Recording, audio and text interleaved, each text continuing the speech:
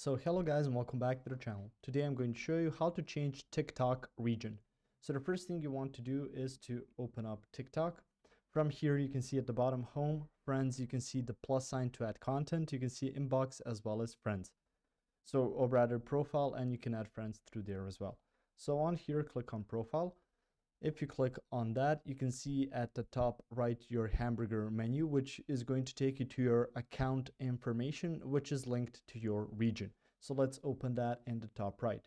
From here, you can see a TikTok studio. You can see your balance, your QR code, settings, and privacy. So let's click on settings and privacy. After that, you can see account, privacy, security and permissions, as well as share profile.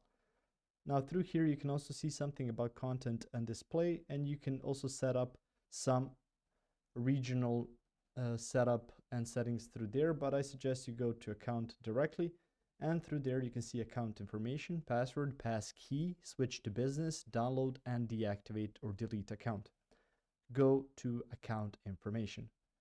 After that, you're going to see some of the setup you have like your email address, your phone number if you've added one, and you can see the account region. It says your account region is initially set based on the time and place of registration, and you can change it through here. So it's not something that's not changeable or that has to depend on your location. If you move, you can just switch it back quite easily. You can see there's a lot of different regions. Usually it's linked with countries, and you can see it's alphabetical. So just find the region that you think you should search and get information from and click on that.